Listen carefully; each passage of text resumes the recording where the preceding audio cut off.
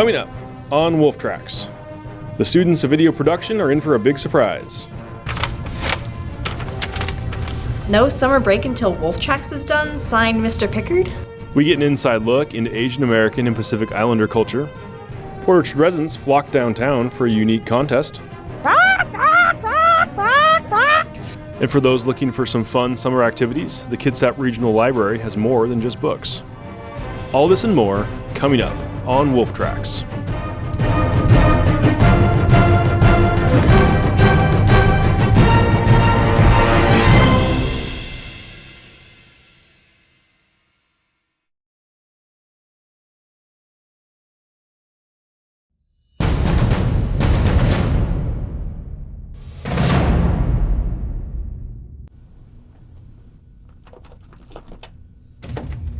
I can't get the door open. That's weird. Here, let me try.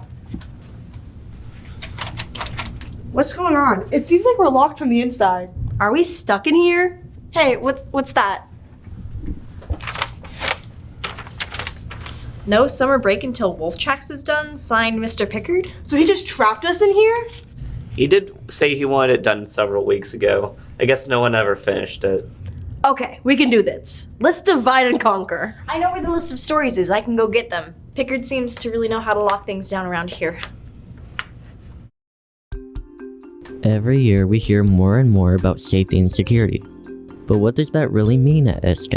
Keeping the doors locked during class time can increase the security for us all. A secured door, a locked door, is only as good as it is used properly. Obviously, a locked door keeps a classroom secure.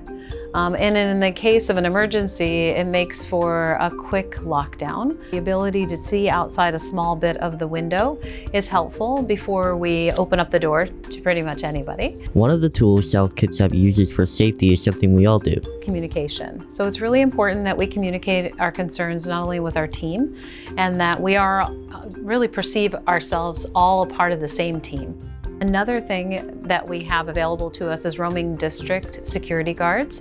So we actually do have security staff here at SK, but if there was a reason to supplement what we already have here at SK, we do have some district security staff that can come join us.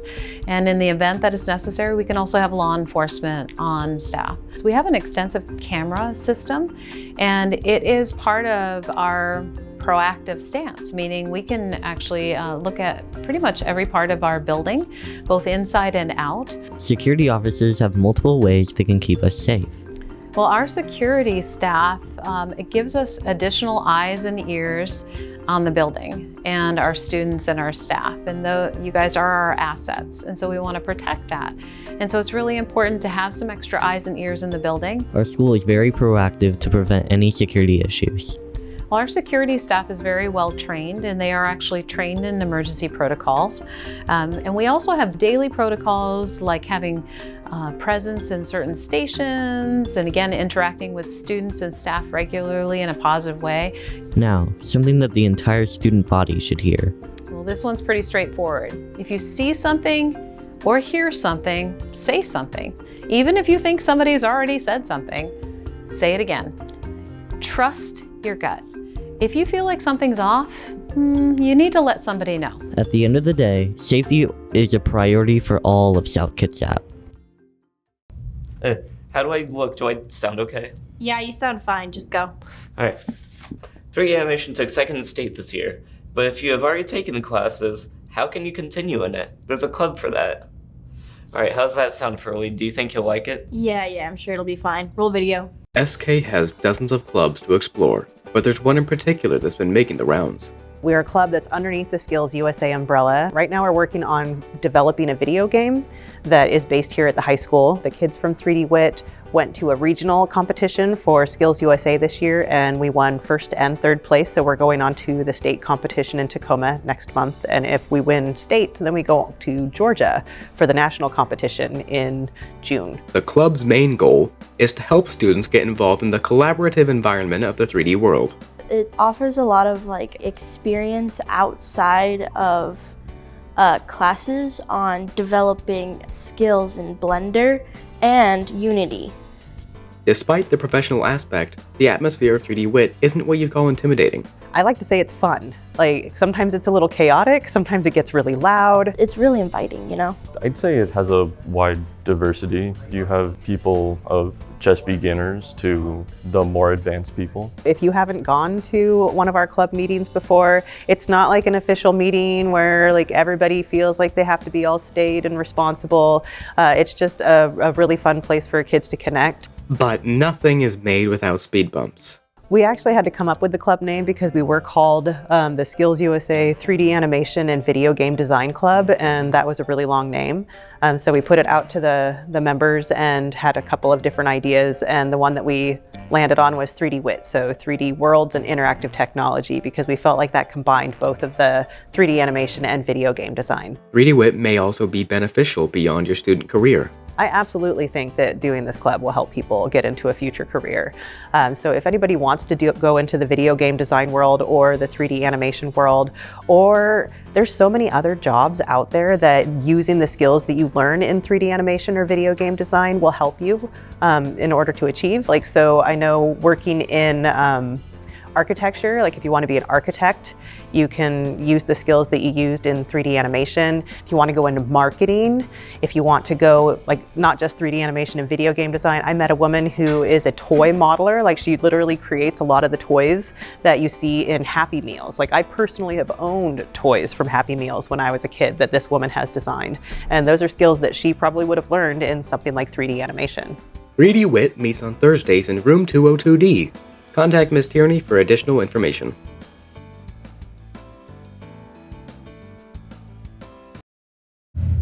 Ugh, why did I spend all my class time watching TikTok videos instead of getting this done? Yeah, probably should have done this then. Hey, with it almost being summer and all, when do you think we'll be able to use the pool? Have you not been paying attention to WTV? It's been open for the majority of the year. Wait, really? Yeah, really. Many of our teams got to spend their senior night there and everything. Someone made a video on it. Check it out.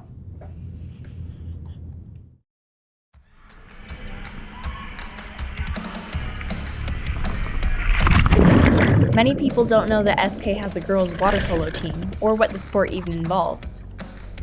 Water polo is, in my opinion, the world's greatest sport. It's a lot like hockey, only the water is a lot warmer. It's very physical, very exhausting. It's not a sport that's well known in this area, but it's a lot of fun. So basic principle of the game is it's a lot like soccer. You move a ball up and down the pool and you try to score goals.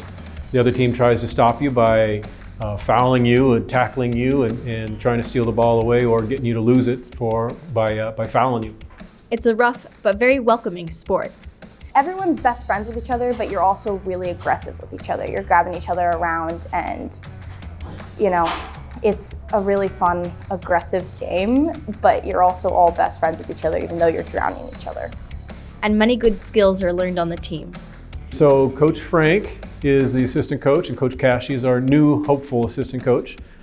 Here it's really difficult for people to get interested in water polo because there aren't very many teams that play. So a lot of our interest comes from word of mouth, people who play for me just telling other people to join. Though it may sound easy, it is a quite demanding sport. Good or bad aspects of the game, I guess.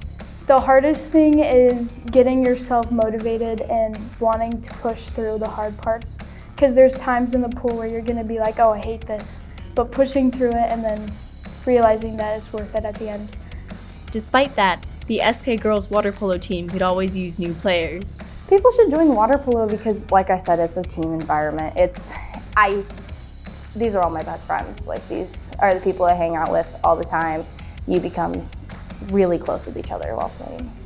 Students can get involved in water polo easily just by coming down to the pool and wanting to try it out. Because it's not a well-known sport, it's really hard for people to know that it even exists. But we've been playing here since 2015, I think was our first year. And so really our hope is that people have seen us, heard about us. If you're interested in playing, keep an eye out for information when the next season starts. And if you're interested in spectating, make sure to look for schedules on WTV or the school website.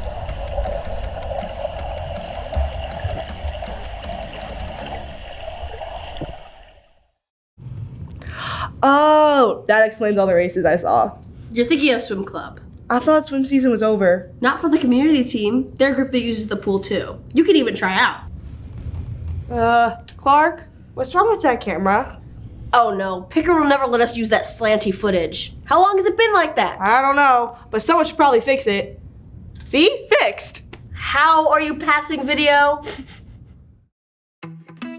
The pool runs a lot of programs, but did you know that it's the host of Port Orchard's local swim club? Puget Sound Swim Club is a competitive swim team here in Port Orchard, and we offer swim team options and programs for kids ages 5 to up to 18. But what does the swim club actually do? We do a lot of sprints, drills, technique work, but we still manage to have some fun during practice. Even with the seriousness at practice, they have plenty of fun at their competitions that they attend throughout the year. We have competitions in a lot of places. We've gone to Curtis, we've gone to Olympic High School. We recently had one up in King County at their Olympic swimming pool. Some swimmers go to more like championships, regional championships for Pacific Northwest swimming. A lot of the meets are open, so anyone can sign up. But don't let their serious practices and competitions scare you. They still have plenty of time to enjoy the sport. Do you enjoy swimming? Yeah, a lot. Now you might be wondering, how can I get started? First, tryouts are required, so you would have to schedule a tryout, and then they just, once they're placed in a training group, then they're able to register and join the club. If you're interested, consider contacting our meet director to schedule a free tryout. Or you can find more information on their website, swimpssc.com. We look forward to seeing some new faces. Dude, what are you doing? I was just about to record you. What's wrong? How do I sound? Fine, why? How would you know that? Because I can hear you? How would I sound on the actual record though? Oh, headphones, right. Where did I put those? Dude, it was the first thing they taught us in VC1. Wear headphones. You can't just transition to a rock video without crystal clear audio. When you think of rock, you probably think of this.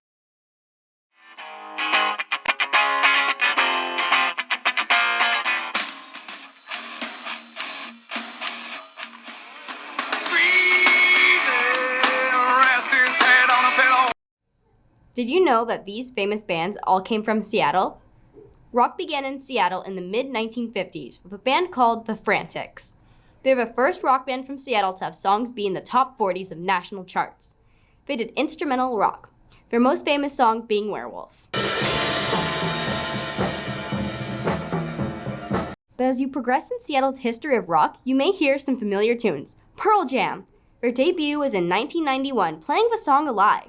But after years of making music, Pearl Jam's most recent song, Dark Matter, marked Pearl Jam's 4th #1 on mainstream rock airplay chart.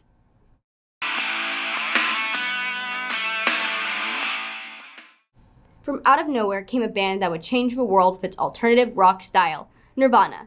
Nirvana was founded by Kurt Cobain, the lead singer and guitarist, and also Chris Novoselic, the lead bassist. Nirvana debuted in 1987 with their first album, Bleach. Nirvana in 1991, they signed to the DGC record labels and created the song Smells Like Teen Spirit. The song sold over 30 million copies worldwide. Nirvana became popular, and with that, alternative rock.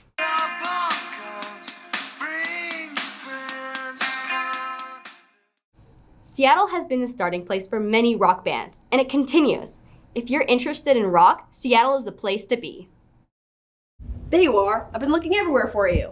Yeah, sorry. I've just been working really hard on this project. Hopefully we can use it for today's episode. Cool. What is it on? AAPI Month. Hate to tell you this, but that was last month. Yeah, I've been fixing a couple things. Isn't it better to air it earlier in the month so people actually know what's going on? Yeah, I think Pickard mentioned something about that. Hey South, my name is Kira and I'm from Indonesia. And this is a traditional cloth from my country, Indonesia, specifically from Java Island. What's so special about this cloth is that it takes a lot of hours and patience to make it look like this. Each pattern has different meanings, and when turned into traditional outfits, it can be worn during special events like birthdays, graduation, and weddings. But you didn't know that, did you? There's a lot of things people do not know about AAPI culture. In 1997, Frank Horton of New York introduced House Joint Resolution 540 to make the first 10 days in May as Pacific and Asian American Heritage Week. The next year, President Jimmy Carter signed into law a joint resolution to make the annual event, with the first celebration taking place in 1979. In 1992, May was designated by President George H.W. Bush as Asian Pacific American Heritage Month. Both Asian and Pacific Islander culture have diverse traditions. A special tradition that my family follow is called Diwali.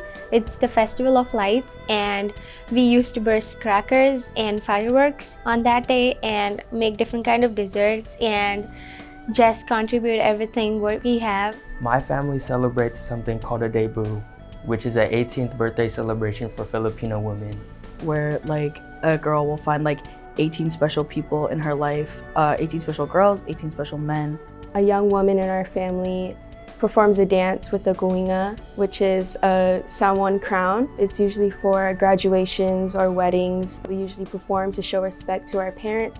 Every time New Year's comes around, we give our elders wishes, like having good health, living a long life, and we get the laisi as like a little reward. On New Year's Day, we go to shrine every year, and then we worship and we pray for the whole year's health and then safe for our family. Now, let's explore the positive aspects of Asian and Pacific Islander heritage. We try keep our culture alive, like the New Year's. We do it every year. We don't change anything. We are very welcoming. Family is a big part of our culture, and we love to have fun. Aside from the AAPI Month itself, both Asian and Pacific Islander cultures should be acknowledged every day. We hope you learned a lot from this South. Happy AAPI Month. Selamat tinggal. Okay, it looks like we are just about done. Spring, where's the script for the next section? What script? The script that you signed up to write? Oh, yeah, that one. I didn't do it. And you didn't tell us? What were you doing? Catching seagulls. Why? To get ready for next year's contest, of course. On Saturday, May 25th, Port Orchard hosted its very own seagull calling contest. If you missed it or don't know what it is, here's Jacqueline Williams explaining it. It's the Seagull Calling Contest. It used to be a festival years ago. I've been doing it since 2018. Obviously, we didn't get to do it through COVID, but it is a tradition and everybody loves it and we're really excited. We were able to ask the judges to see what they thought about the contest. It brings the community together. It's a super fun event. There's really no strict rules to it. It's all about getting out here, having fun, visiting the market. The mosquito fleet's going on. We just have a lot of fun things going on for the community down here. So it's just a way to get together and have some fun. It's a great event. I'm glad we brought it back. I've been a judge for this event for many, many years, and it was great to see all the people visiting our downtown and the wonderful event we had today. We also asked the judges what they expected from the contestants. We'll get down there and they will try and call the gulls, and they might flap, they might do crazy things, they might throw French fries, and it's okay within the rules to bribe a judge. Of course, we had to see some of the contestants' seagull calls. I'm gonna be like, caw, caw. I'm gonna be like, caw, caw. We also asked them what made them sign up. The candy. Because I wanted pet seagull. Heidi. I'm just here to have fun. All in all, it was a great time to get the community together, have fun, and share a few laughs. So maybe you should try next year's seagull calling contest.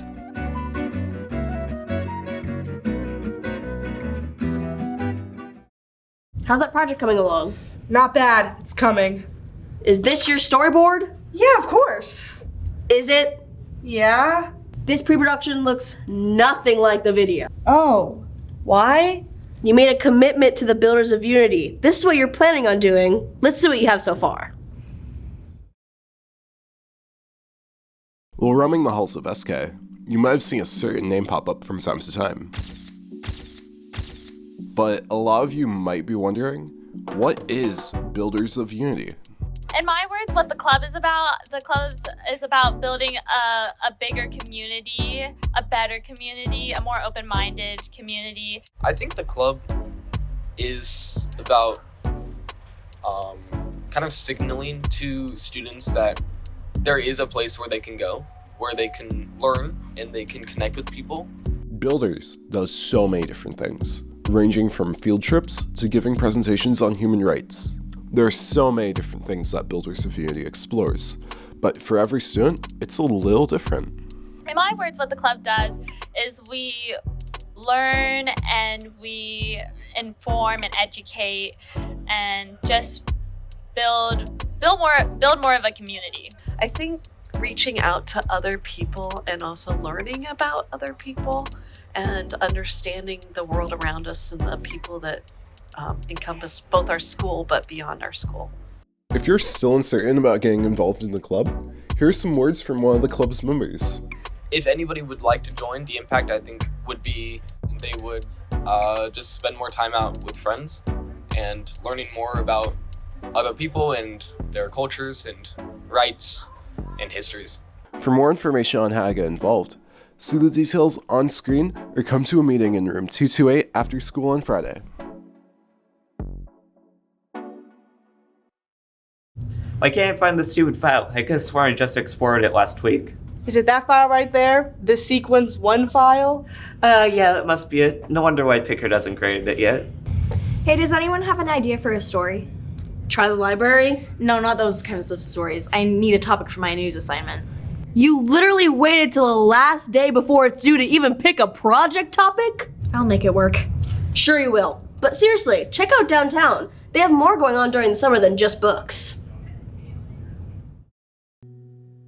Most people may use the library for one reason or another, but does everyone know of all the activities they organize over the summer? We have a lot of fun stuff happening at the summer.